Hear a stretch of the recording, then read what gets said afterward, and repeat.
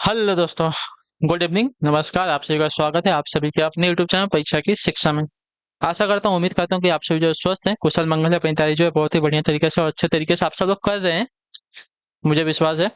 ठीक है। तो जो भी क्लास में फर्स्ट टाइम आए हैं, पहली बार आए हैं, नए हैं, उन सभी को बता दिया कि हमारे चैनल पे जो है आपकी UP triple S C PT exam 2025 की जो आपकी तैयारी चाहते हो रेगुलर बेसिस पर जो डेली करवाए, तो जिससे भी तैयारी पूरी करनी है, कंप्लीट करनी है, चैनल को सब्सक्राइब करके आप लोग हमारे साथ जुड़ जाइएगा। ठीक है। क्लास का समय देखेंगे तो जीके जीएस की जो क्लास है सुबह 10 बजे डेली आप सभी को देखने को मिलती है। रीजनिंग और मैथ्स की क्लास देखेंगे तो दोपहर को 3 बजे देखने को मिलती है। हिंदी और जनरल नॉलेज की क्लास की बात करेंगे तो शाम को 7 बजे आपको इसी टाइम पर देखने को मिलती है। आप सबको इसी टाइम पर क्लास से जुड़कर अपनी तैयारी को पूरा कंप्लीट करना चाहते हो। ठीक है। डिस्क्रिप्शन आपको इंस्टाग्राम टेलीग्राम का लिंक मिलेगा, आप हमें इंस्टाग्राम पे फॉलो करेंगे, टेलीग्राम से को ज्वाइन करेंगे। टेलीग्राम से क्या है, डेली बेसिस पे क्लास का अपडेट, आपको एग्जाम का अपडेट चाहते हो देखने को मिल जाएगा। ठीक है। क्लियर सभी को। चलेंगे क्लास से स्टार्ट बिना किसी देरी के। एक एक क्वेश्चन आपके एग्जाम के लिए बहुत इंपॉर्टेंट, ध्यान से एक एक क्वेश्चन को देखेंगे, समझेंगे, फिर उसका उत्तर देने की कोशिश करेंगे आप सभी लोग। ठीक है। चलिए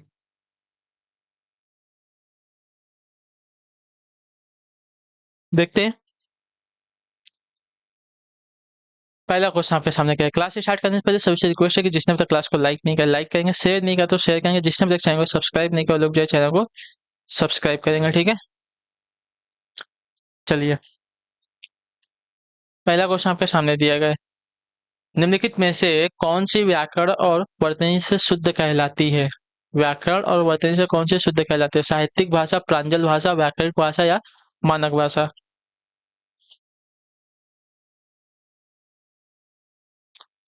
तो आपका राइट आंसर होती है मानक भाषा। ऑप्शन नंबर आपका डी राइट हो जाएगा। ठीक है। मानक भाषा व्याकरण और वर्तनी से शुद्ध कहलाती है, तो ऑप्शन नंबर आपका डी राइट हो जाएगा। अगले क्वेश्चन के बाद 37 नंबर। रिक्त का विलोम क्या होगा बताइए।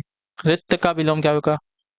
विकीर्ण, अनिरिक्त, अनित, वक्र या अनैक्य। तो देखिए रिक्त का विलोम आपका अनित हो जाएगा। ऑप्शन नंबर आपका बी राइट होगा। ठीक है। रिक्त शब्द का विलोम आपका अनित होता है। अगला प्रश्न आपका 38 नंबर। सबसे सटीक या सार्थक वाक्य चुनना है। ठीक है। सबसे सटीक और सार्थक वाक्य चुनिए। तो सबसे सटीक और सार्थक वाक्य की अगर बात करेंगे, संघर्ष मनुष्य को सफलता दिलाता है। ठीक है। नहीं है, संघर्ष मनुष्य को सफलता दिलाता है। संघर्ष मनुष्य को उजाड़ता है, गलत। संघर्ष मनुष्य को भटकाता है, ये भी गलत। ये भी गलत है। संघर्ष जो जो है मनुष्य को निखारता जरूर है। ठीक है। सफल बनाए चाहे न बनाए, उजाड़े चाहे ना उजाड़े, भटकाए चाहे ना भटकाए, लेकिन निखारता उसको जरूर है, ये बात याद रखिएगा। ठीक है। तो ऑप्शन नंबर आपका डी राइट होगा। क्लियर होगा इसके बारे में। जैसे कि जब मैंने अपना चैनल स्टार्ट किया था, तो स्टार्टिंग के जो आप मेरे वीडियो देखेंगे तो मेरे उतने वीडियो अच्छे नहीं थे, लेकिन धीरे धीरे प्रयास करते करते मैं सफल नहीं हुआ।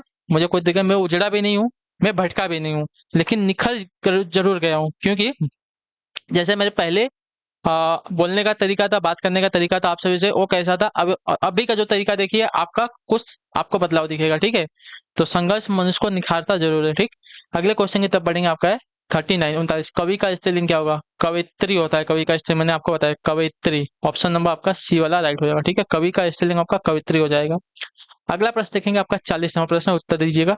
दूसरों के दोष देखने वाला क्या कहलाता है बताइए। दूसरों के दोष देखने वाला कहलाता है क्या। तो दूसरों के दोष देखने वाला कहलाता है आपका छिंद्रान्वेषी। ऑप्शन नंबर आपका बी राइट होगा। ठीक है। दूसरों के दोष देखने वाला आपका छिंद्रान्वेषी कहलाता है। चलिए अगले क्वेश्चन की तरफ। चलिए अब आगे आपका जनरल अवेयरनेस का क्वेश्चन है। मई 2022 के भारत के नए थल सेना प्रमुख कौन बने थे बताइए।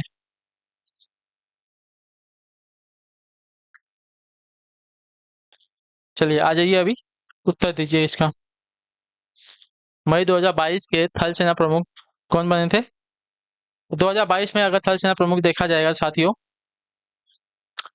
आपके मनोज पांडे बने थे। ठीक है। ये बात याद रखिएगा। ठीक है।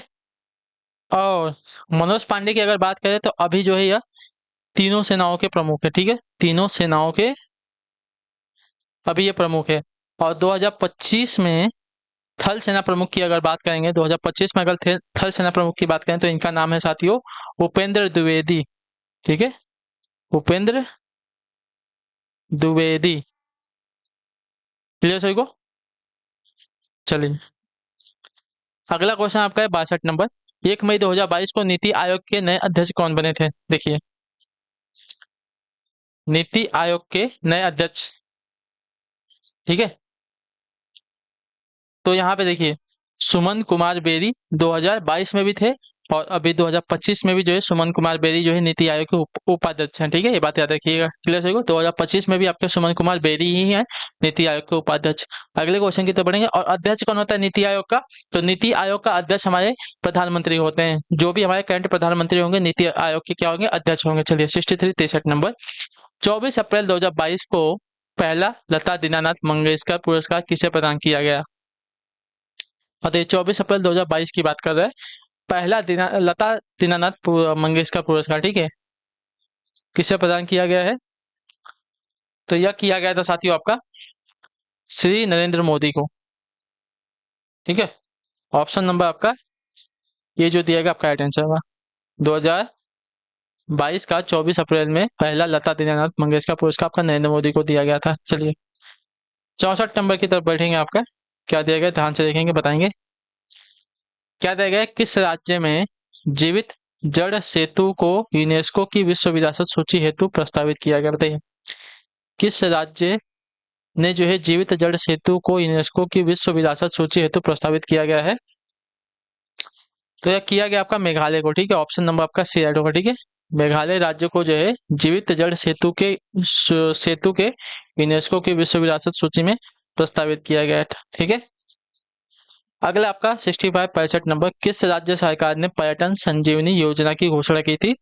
तो इसका राइट आंसर हो जाएगा साथियों आपकी असम राज्य ने। ऑप्शन नंबर आपका बी राइट होगा। ठीक, क्लियर होगा। असम राज्य ने जो है असम राज्य सरकार ने पर्यटन संजीवनी योजना की घोषणा की थी। अगला क्वेश्चन आपका साथियों 66 छानो। विश्व गौरैया दिवस कब मनाया? बताइए विश्व गौरैया दिवस कब मनाया जाता है? तो विश्व गौरैया दिवस की अगर बात की जाएगी तो आपका राइट आंसर हो सकती है 3 मार्च को मनाया था। ऑप्शन नंबर आपका डी राइट हुआ। ठीक है, विश्व गौरैया दिवस की अगर बात की जाएगी तो आपका राइट आंसर साथियों 3 मार्च को मनाया जाता है। क्लियर है वाला? चलिए अगला प्रश्न देखेंगे आपका 67। बताने की कोशिश कीजिएगा राइट आंसर का। वरुण 21 युद्धाभ्यास भारत और किस देश के बीच संपन्न हुआ है? बताइए वरुण युद्धाभ्यास जो है भारत और किस देश के बीच संपन्न हुआ है? तो यह हुआ था साथियों युद्ध जो है भारत और फ्रांस के बीच संपन्न हुआ था। ठीक है, वरुण 21 युद्धाभ्यास जो है भारत और फ्रांस के बीच जो है संपन्न हुआ था। अगला है आपका 68 नंबर। स्वच्छ रेलवे मिशन के ब्रांड एम्बेसडर कौन है? बताइए। तो बिंदेश्वरी पाठक। ठीक है, ऑप्शन नंबर आपका डी राइट हो जाएगा। चलिए अगले प्रश्न की तरफ बढ़ेंगे। आपका 69 उत्तर दिए कागज की नाव पुस्तक के लेखक कौन है? देखिए ये सभी आपके पुराने क्वेश्चन है। जैसे ही आपके एग्जाम आने वाला है मैं आपके जो नए वाले करंट अफेयर के क्वेश्चन पूरे के पूरे अच्छे तरीके से कराने वाला हूँ। ठीक है, पूरे के पूरे आपके अच्छे तरीके से होने वाले हैं। उसकी एक अलग से क्लास आने वाली है। 2 से 3 या 4 क्लास में जो आएगी जैसी भी आएगी आपकी कंप्लीट करा दी जाएगी। ठीक है, कागज की नाव पुस्तक के लेखक कौन है? कागज की नाव पुस्तक के लेखक की बात कर रहा है। ठीक है, कागज की नाव पुस्तक के लेखक कौन है? तो कागज की नाव पुस्तक के लेखक आपके यहाँ पे जो है सुब्रत राय है। सुब्रत राय जी हैं। ऑप्शन नंबर आपका डी राइट होगा। ठीक है, कागज की नाव पुस्तक के लेखक आपके सुब्रत राय जी हैं। ठीक, ऑप्शन नंबर आपका डी जो दिया गया है साथी आपका राइट आंसर होगा। अगला प्रश्न आपका 70 नंबर। क्या दिया गया है? अंतरराष्ट्रीय गांधी पुरस्कार किससे सम्मानित किया गया है? चलिए बताइए अंतरराष्ट्रीय गांधी पुरस्कार किससे सम्मानित किया गया है?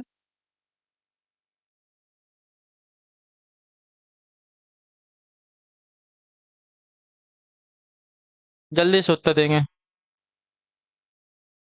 अंतरराष्ट्रीय गांधी पुरस्कार किससे सम्मानित किया गया था? तो इसका राइट आंसर आपका हो जाएगा साथियों डॉक्टर भूषण कुमार एवं सहयोग कुष्ठ यज्ञ ट्रस्ट को। ठीक है, तो ऑप्शन नंबर आपका बी राइट होगा। चलिए अगला क्वेश्चन आपका साथियों 71 नंबर। मोहिनी अट्टम नृत्य रूप निम्नलिखित में से किस राज्य से संबंधित है? बताइए मोहिनी अट्टम नृत्य रूप जो है निम्नलिखित में से किस राज्य से संबंधित है? उड़ीसा से, केरल से, कर्नाटक से या तमिलनाडु से? तो यह जो है आपका साथी हो जाएगा मोहिनी अट्टम आपका केरल का नृत्य रूप है। ठीक है, इतने याद रखिए। तो ऑप्शन नंबर आपका बी राइट होगा। चलिए 72 नंबर आपके सामने दिए गए। अंतर्राष्ट्रीय महिला दिवस कब मनाया जाता है? बहुत इंपॉर्टेंट क्वेश्चन है, सभी को पता होना चाहिए। तो अंतर्राष्ट्रीय महिला दिवस वर्ल्ड वोमेन्स डे आपका जो है 8 मार्च को मनाया जाता है। ऑप्शन नंबर आपका ए राइट होगा। ठीक है, क्लियर सभी को। अगला प्रश्न देखा जाएगा आपका 73 नंबर प्रश्न उत्तर दीजिएगा। अ सुटेबल बॉय पुस्तक के लेखक हम थे। अ सुटेबल बॉय पुस्तक के लेखक कौन है? तो अ सुटेबल बॉय पुस्तक के अगर लेखक की अगर बात की जाएगी तो आपका राइट आंसर यहाँ पे हो जाएगा साथ यहाँ पे विक्रम सेठ। ऑप्शन नंबर आपका ये राइट होगा, ठीक है। और सुटेबल बॉय पुस्तक के लेखक आपका विक्रम सेठ है, तो ऑप्शन नंबर ए जो दिया गया साथियों 73 पे आपका राइट आंसर। चलिए अगले क्वेश्चन की तरफ बढ़ेंगे। 74 नंबर प्रश्न उत्तर दीजिएगा। निम्न में से किस व्यक्ति को सर्वप्रथम भारत रत्न पुरस्कार दिया गया, बताइए।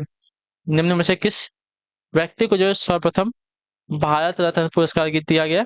तो भारत रत्न पुरस्कार जो है सबसे पहले दिया गया था आपका श्री राजगोपालाचारी को, ठीक है। ऑप्शन नंबर आपका बी राइट होगा, ठीक है। चलिए अगला प्रश्न आपका है 75 नंबर, उत्तर देने की कोशिश करेंगे राइट आंसर का, ठीक है। प्राचीन पुरुषों द्वारा, ठीक है, चौक से बनाए गए चित्र अथवा गहरे लाल रंग के चित्र उत्तर प्रदेश के रिक्त स्थान जिले में अत्यधिक मात्रा में पाए जाते हैं। किस जिले में? मेरठ में, मिर्जापुर में, वाराणसी में या बांदा में? तो इसका राइट आंसर हो जाएगा साथ यहाँ पे मिर्जापुर में, ठीक है। ऑप्शन नंबर आपका बी राइट होगा, ठीक है। प्राचीन पुरुषों द्वारा चौक के बनाए गए चित्र अथवा गहरे लाल रंग के जो चित्र है उत्तर प्रदेश के मिर्जापुर जिले में अत्यधिक पाए जाते हैं। क्लियर है यहाँ तक सभी का? 75 पे ऑप्शन नंबर आपका बी राइट होगा। चलिए अगला प्रश्न देखेंगे आपको 76 नंबर, क्या दिया गया है? राष्ट्रपति द्वारा राज्यसभा में कितने सदस्यों को नामित किया बताइए जा सकता है? राष्ट्रपति के द्वारा राज्यसभा में कितने सदस्यों को मनोनीत किया जा सकता है? तो इसका राइट आंसर आपका हो जाएगा साथियों 12 सदस्यों को। ऑप्शन नंबर आपका सी राइट होगा, ठीक है। चलिए अगला प्रश्न देखेंगे आपका 77 नंबर, उत्तर दीजिएगा। राज्यसभा का सदस्य बनने के लिए आवश्यक न्यूनतम आयु कितनी होनी चाहिए बताइए? राज्यसभा का सदस्य बनने के लिए आवश्यक न्यूनतम आयु कितनी होनी चाहिए आप सभी की? तो कम से कम 30 वर्ष, ठीक है। ऑप्शन नंबर आपका सी राइट होगा। राज्यसभा का सदस्य बनने के लिए आवश्यक न्यूनतम आयु कम से कम जो आपकी 30 वर्ष होनी चाहिए साथियों। चलिए हो गया। अगले क्वेश्चन की तरफ बढ़ेंगे आपका 78 नंबर, उत्तर दीजिएगा राइट आंसर क्या हो जाएगा? क्या दिया गया है? टोक्यो ओलंपिक 2020 में भाग लेने वाली भारतीय हॉकी टीम का कप्तान इनमें से कौन है बताइए? तो मनप्रीत सिंह थे, ठीक है। ऑप्शन नंबर आपका डी राइट होगा। टोक्यो ओलंपिक 2020 की बात करें, इसमें भाग लेने वाले भारतीय हॉकी टीम का कप्तान जो है मनप्रीत सिंह थे, तो ऑप्शन नंबर आपका डी साथियों राइट होगा। चलिए अगला आपका साथियों 79 नंबर, पणजी किस भारतीय राज्य की राजधानी है? छत्तीसगढ़, गोवा, हिमाचल प्रदेश या झारखंड? पणजी की अगर बात करें तो आपने अगर सिंघम मूवी देखी है पहली वाली, तो उसमें देखिए पणजी जो होता है गोवा की राजधानी होती है, उसमें बताया गया आपको। तो ऑप्शन नंबर आपका बी राइट होगा, ठीक है। चलिए 80 नंबर प्रश्न उत्तर दीजिएगा। हाल ही में अंतरराष्ट्रीय क्रिकेट काउंसिल के अध्यक्ष के रूप में किसे चुना गया है? चलिए हाल ही में, तो ये कोई नहीं है इसमें से। हाल ही में आपके जय शाह जो हमारे बीसीसीआई के थे, अभी जो आईसीसी के भी हमारे कौन बन चुके हैं? अध्यक्ष बन चुके हैं, जय शाह। तो ऑप्शन नंबर इसमें कोई भी सबके सब रॉन्ग है, ठीक है। चलिए तो इसी के साथ जो आपकी क्लास है आज की यहीं पे पूरी होती है, कंप्लीट होती है। अगर इनसे पहले की बात करें तो इनसे पहले जो थे हमारे ग्रेग बार्कले थे, ठीक है। चलिए तो इसी के साथ आपकी जो क्लास है आज के यहीं पे कंप्लीट होती है। उम्मीद करता हूँ आपको क्लास जो अच्छी लगी, पसंद है तो अपना फीडबैक जो है क्लास का नीचे कमेंट में, क्लास अच्छी है क्लास को लाइक करेंगे, चैनल पर पहले चैनल को सब्सक्राइब करेंगे। आज हम आपसे मिलते हैं आपकी अगली क्लास है, तब तक के लिए टाटा बाय बाय, जय हिंद जय भारत। आपसे क्लास से जुड़ने के लिए बहुत बहुत ही धन्यवाद साथियों।